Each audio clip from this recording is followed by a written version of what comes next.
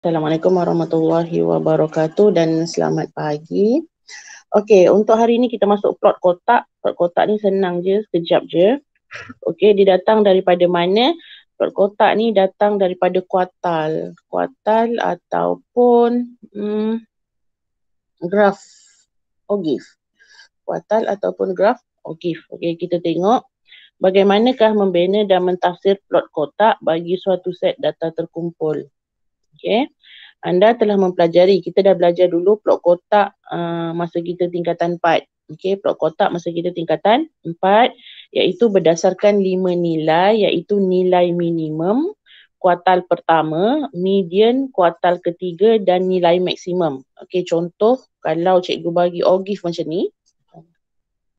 Kan Ogif graf begini kan? Kan? Okey, so nilai minimum kita adalah di sini. Nilai maksimum kita adalah di situ. Okey. Jadi kat sini nanti akan permulaan kita punya nilai, permulaan untuk kita punya nilai lah. Okey, kat sini permulaan untuk kita punya nilai nanti, dan di dalam ni akan ada kuartal pertama, kuartal kedua dan kuartal ketiga. Nanti kita tengok bagaimana cara kita nak membina lah. Okey. Dan seperti histogram dan poligon kekerapan, bentuk taburan data juga dikenal pasti melalui plot kotak. Ini kita panggil plot kotak. Bila sebut plot kotak, awak kena lukis begitu. Okey. Di mana sini adalah nilai minimum, nilai maksimum. Okey.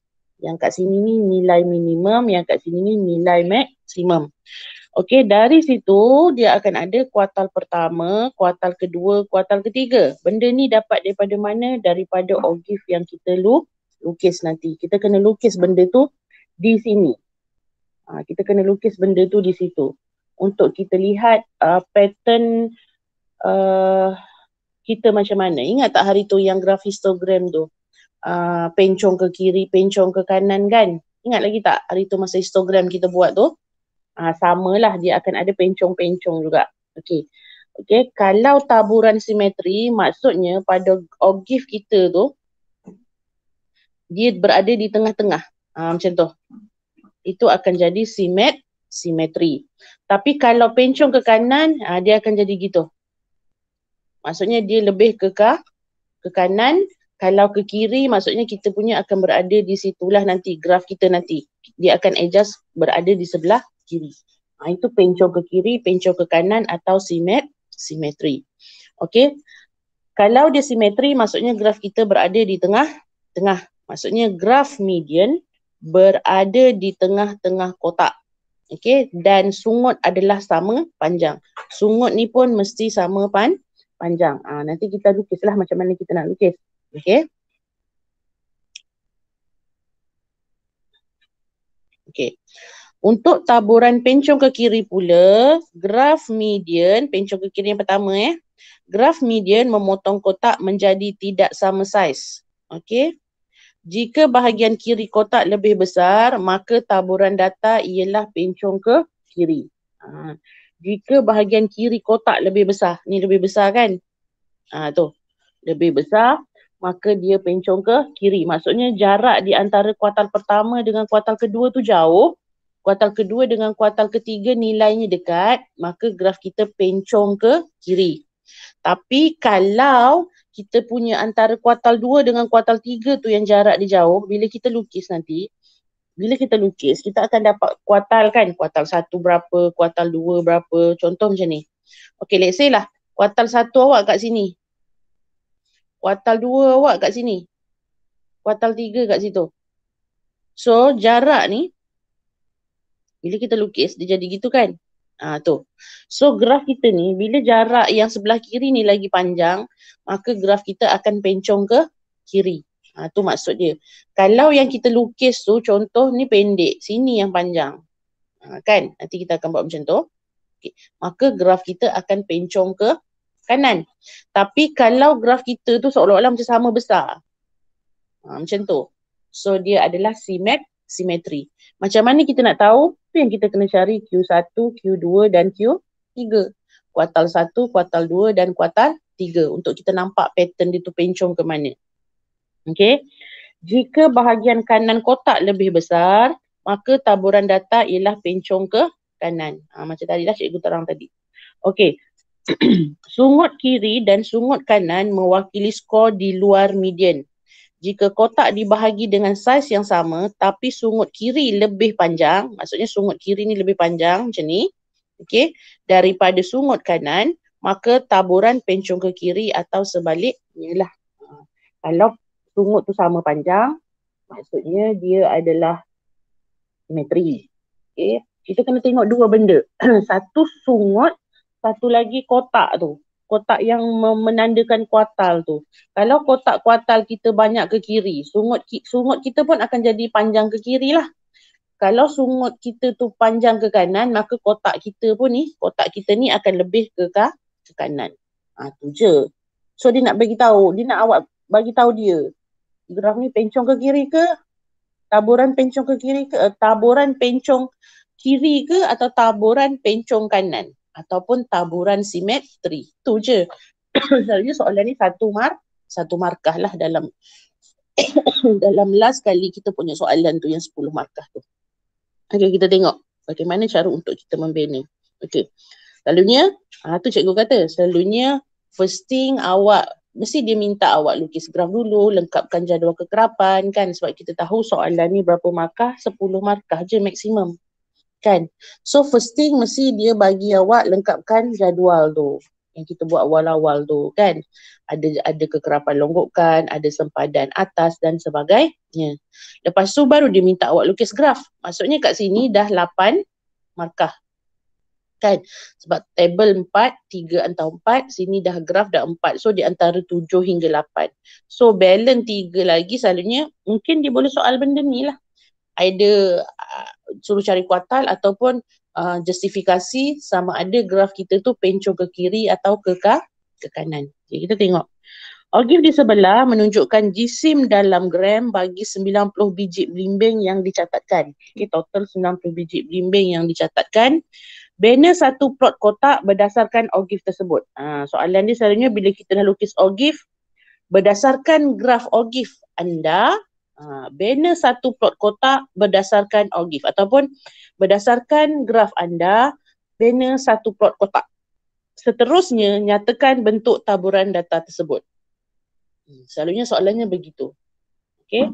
Dia minta kamu mencari pokok dan beri justifikasi. Pencong ke kiri ke pencong ke kanan. Yang ni lah, itu maksudnya. Nyatakan bentuk taburan data tersebut ni, maksudnya justifikasi. Okay, bentuk lah. Bentuk kita tu, pencong ke kiri atau pencong ke kanan. Okay. Okay, dari situ, kamu kena tahu berapa benda lah. Yang pertama adalah nilai minimum. Yang kedua, nilai maksimum. Lepas tu kena tahu nilai minimum datang daripada mana? Datang daripada permulaan graf kamu tu. Kat situ. Berapa nilai dia pada sempadan ni? Sempadan bawah ke sempadan atas lah? Lupa dah, pada atas. Okay. Pada sempadan atas awak ni, nilai dia berapa ni kat sini ni? So, 80. Nilai maksimum ni pada graf akhir kamu ni kat sini. Ni. 150. Okey, sampai situ. Faham? Faham. Faham ke? Faham. Suyen faham. Fitra? Azim? Anis? Faham. Farisha? Farisha, faham tak? Farisha ni tidur ke apa ni? Dia tak respon ni. Okey, lepas tu dari situ baru cari Q1. Q1 tu apa? Kuartil kan? Kuartil pertama. Q2 ni kita tak sebut kuartil kedua, kita sebut apa? Median. Kuartal ke 3. Tu.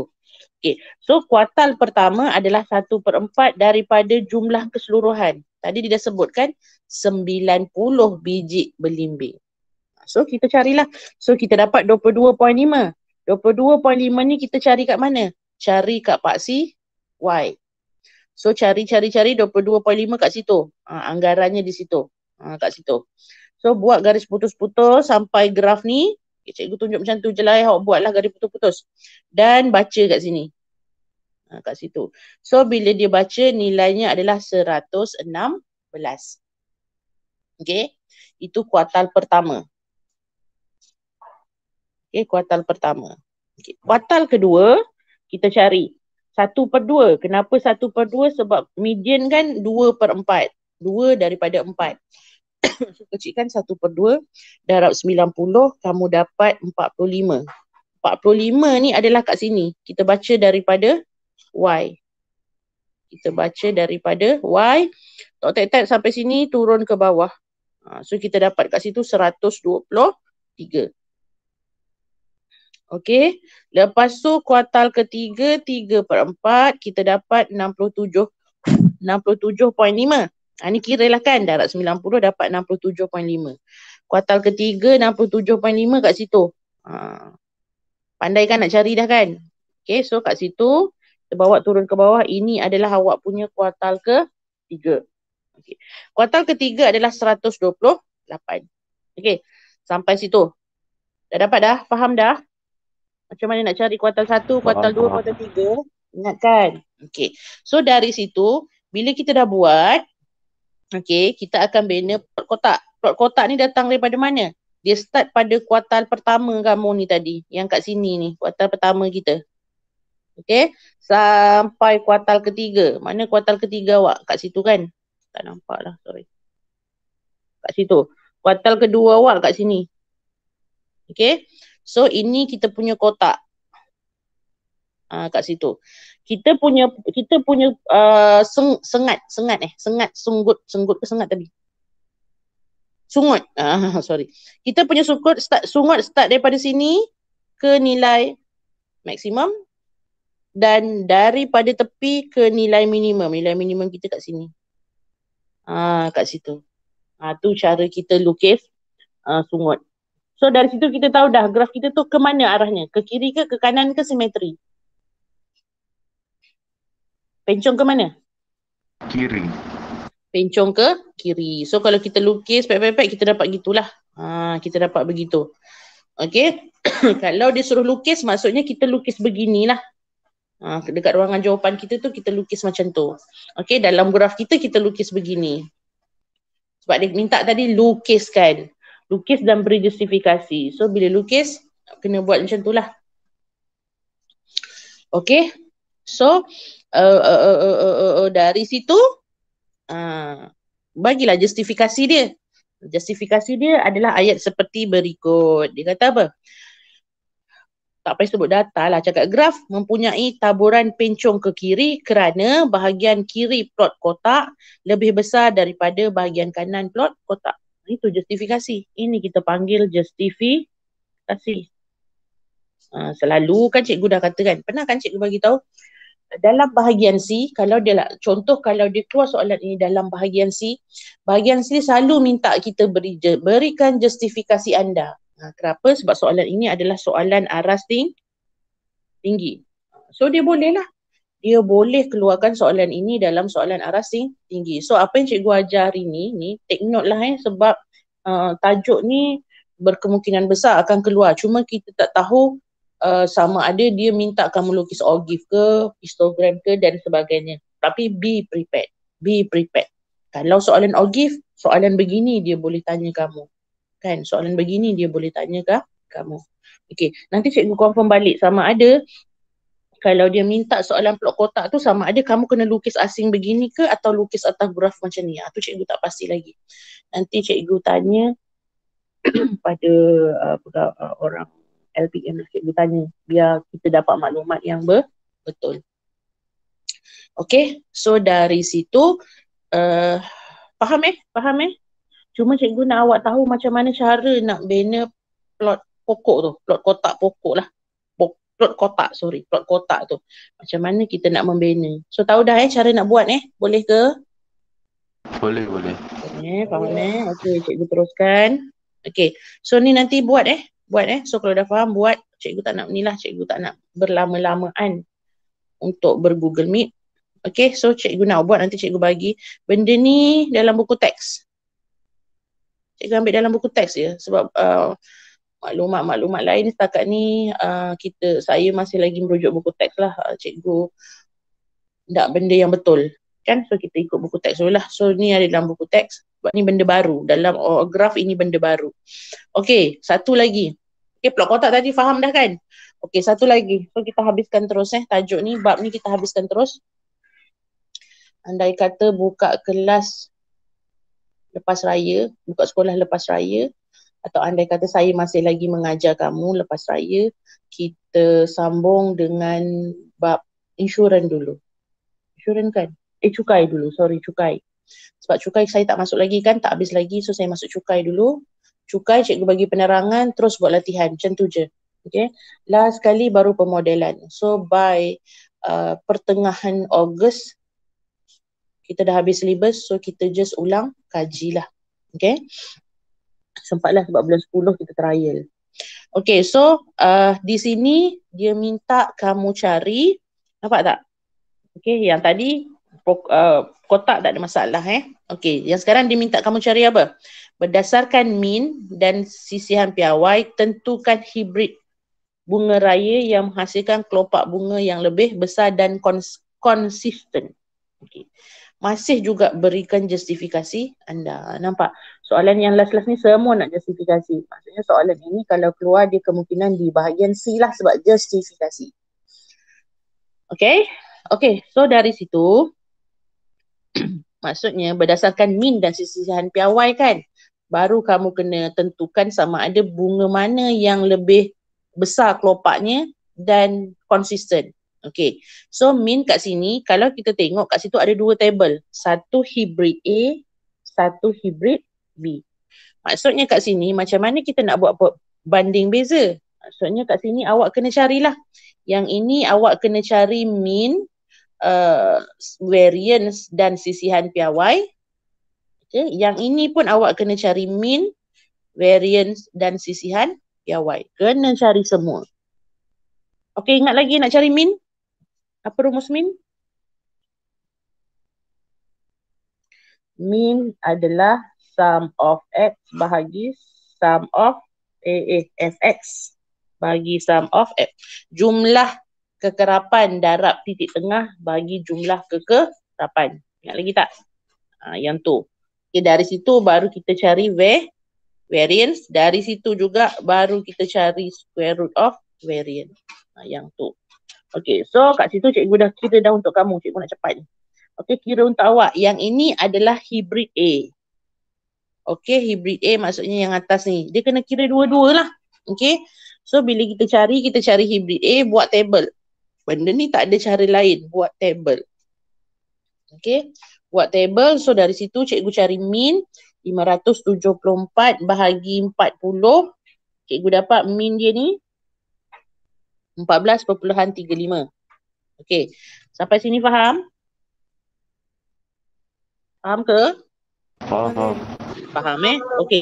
Dari situ dah cari min, ini sambungan hari tu kan. Okay, awak cari sisihan piawai. Sisihan piawai datang daripada mana? Datang daripada variance, iaitu sum of fx squared. Okay, divide by sum of f tolak min kuasa 2 kan. Tu. So maksudnya kalau saya nak sisihan piawai, dia adalah punca kuasa yang atas ni. Tolak min kuasa 2 yang itu. So dari situ kat sini sebab dia tak minta variance, tapi kita tahu sisihan piawai tu datang daripada variance. Kalau dekat rumus kat depan pun dia tak bagi tahu rumus yang ini, dia bagi rumus yang ini. Dia bagi rumus variance. Maksudnya sisihan piawai awak kena cari sendiri. Faham So kalau nak ingat, kena ingat rumus variance sebab kita tahu sisihan piawai datang daripada punca kuasa variance. Okay, so dari situ kira-kira kita dapat 0.64. Itu untuk sisihan piawai yang hibrid A. Okay, panjanglah jalan kira dia. Okay, lepas tu kamu kena cari pula yang hibrid B. Bunga yang hibrid B. Hibrid ni apa? Jenis kan? Kacukan A, kacukan B. Tengok mana yang lebih bagus, mana yang lebih baik. dikacukkan bunga dengan something bunga yang lain ke macam tu lah. Okay. So dari situ kita dapat cari kekerapan dia 40, kekerapan darab titik tengah dapat 564, kekerapan darab titik tengah yang kuasa 2 kita dapat 7972. Situ. Okey. Dari situ min cari 564 bahagi 40 kita dapat 14.1 cm. Okey, dari situ juga kita cari sisihan piawai. Sisihan piawai adalah ini datang tu simbol dia. Datang daripada mana? Tadilah yang square root of punca kuasa of variance. Kan? Yang ni yang cikgu sebut tadi. So kita masuk dalam rumus sum of fx kuasa 2 7972 per 40 tolak min kuasa 2. 14.1 kuasa 2 awak dapat 0.49. So punca kuasa kita dapat 0.7. Dah tok-tek dapat yang itu. Sekarang kita bandingkan dua benda. Pertama adalah min dengan sisihan piawai hibrid A yang ini. Yang cikgu tak letak kotak. Ini adalah hibrid A. Yang ini adalah hibrid B. Okey. Sekarang kita tengok means antara min A dengan min B mana yang besar? Kita tengok yang ini yang besar kan? Yang itu yang besar. Bermaksud bila min dia besar, maka dia akan menjadikan sesuatu yang lebih baik. Okay? So min apabila kita tengok, kalau min tu besar, yang paling besar antara dua, maksudnya dia hasilkan sesuatu yang baik lah. Tu. Maksudnya semakin besar min, semakin baik keputusan awak. Faham? Faham ni? Nanti kita nak apply dalam banyak-banyak benda ni. Okay? So semakin besar min, semakin, faham ke tulisan saya tu? Semakin baiklah keputusan. Okay. So ni. Semakin besar min, semakin besar baik keputusan. Okay. Nampak tu? Kalau kita baca, hibrid A menghasilkan kelopak bunga lebih mekar. Nampak? Lebih mekar ni. Lebih mekar. Maksudnya keputusannya lebih baiklah. Kerana minnya lebih besar daripada hibrid B. Tu. Maksudnya semakin besar min, sesuatu keputusan itu lebih baik. Awak pegang yang tu je. Maksudnya kalau antara dua, kalau dia nak keputusan mana yang lebih bagus, so yang besar. Kalau dia kata yang tak baik, maksudnya ambil min yang kecil. Okey, itu untuk min. Okey, sekarang tengok sisihan piawai. Dan sisihan piawainya pula yang kecil. Maksudnya kalau sisihan piawai semakin kecil, maksudnya semakin bagus. Sisihan piawai, buat simbol je lah Sisihan piawai semakin kecil, semakin baguslah. Tu. Okey, nampak? Sisihan piawai yang lebih kecil menunjukkan diameter kelopak yang lebih konsisten. Semakin bagus ni maksudnya semakin konsisten. Guna perkataan konsisten. Okey. Menunjukkan keputusan yang lebih konsisten. Begitu je. Faham ke? Fitra? Aileen? Ada 19 orang ni. 3 orang lagi tak tahu gimana. Azim. Siapa yang tak ada ni? Zu. Aisyah ada Aisyah? Aisyah tak ada. Zu, Aisyah, selagi siapa? Adam? Adam ada Adam? Ada. Adam ada. Sorry. Siapa yang tak ada Zu, Aisyah, selagi. Baiti? Baiti. Azhar ada Azhar? Azhar pun tak ada tu. 4 lah. Azhar, Baiti, Aisyah, Zu. Okey, tak apa. Okey, so setakat ni faham yang ni penerangan cikgu ni? Faham. Faham. Okey, so cikgu teruskan. Okey, yang ni latihan lah. Latihan cikgu bagi tak banyak. Satu sebab tak banyak. Benda ni benda baru. Benda ni benda baru. Dalam buku rujukan pun tak berapa ada. So cikgu follow buku teks lah. Okey. So boleh So maksudnya awak buat latihan ni. Nampak? Tentukan sukatan. Nampak ni kalau kita tengok soalan dia. Dengan menggunakan sukatan sesuai, tentukan jenama bateri. Baru nak masuk baiti. Tentukan jenama bateri yang lebih tahan lama dan lebih baik. Maksudnya macam mana kita nak tahu bateri yang mana lebih baik dan tahan lama? Maksudnya kena cari means yang besar nilainya tapi sisihan piawai yang kecil. Lebih lama dan tak lebih baik. Maksudnya sebab sesuatu yang baik adalah mean yang lebih besar, sisihan piawai yang kecil. Sisihan piawai yang kecil menunjukkan sesuatu perkara itu lebih baik dan konsistenlah nilainya. Maksudnya lebih baik dan lebih tahan lama. Boleh faham ke ni? So maksudnya macam mana awak nak tentukan? Awak kena cari mean. Awak kena cari mean dan sisihan piawai. Mana yang meannya besar, sisihan piawainya kecil, maka ianya lebih baik dan tahan lama lah. Tu maksud dia. So kena buktikan lah, nak buktikan macam mana. Sebab bila soalan justifikasi, kamu mesti buktikan melalui pengiraan. Boleh ke? Faham ke? Faham. Faham Okey, so buat latihan nanti kejap lagi cikgu snap lah. Atau tak pun dalam buku teks pun ada benda. Tak apa nanti cikgu snap. Okey, so cukuplah untuk tu. Kita sekejap je lah Google Meet. Sian awak data dah nak habis kan. Saya pun sikit kepala tak boleh ngadat lama benda ni. Okey, so cikgu rasa itu sahaja. Sekejap lagi cikgu bagi nota ni lah kat depan dekat grup. Okey, so itu sahaja. Tu je lah hari ni. Okey. So untuk mat habis dah hari ni. Kita sambung insya-Allah kalau saya masih lagi mengajar kamu. Kita sambung sama ada kalau dah buka sekolah lah. Okey.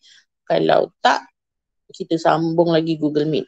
Okey, cuma cikgu minta dalam tempoh cuti raya haji seminggu ni belik-belik sikit bab percukaian baca sebab bab percukaian ni banyak membaca macam-macam jenis cukai, banyak jenis cukai. Awak baca dulu supaya nanti bila kita buat discussion, kelas kita next class more to discussion lah.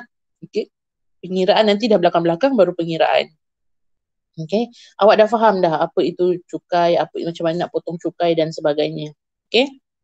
Benda tu benda baru. Jadi kita sama-sama belajar, sama-sama bincang. Cikgu pun kurang pengetahuan juga untuk bab tu. Kita sama-sama study dan kita sama-sama bincang untuk bab cukai tu. Okey. So cikgu rasa itu sahaja untuk hari ini. InsyaAllah kita jumpa untuk mat lepas raya. Tapi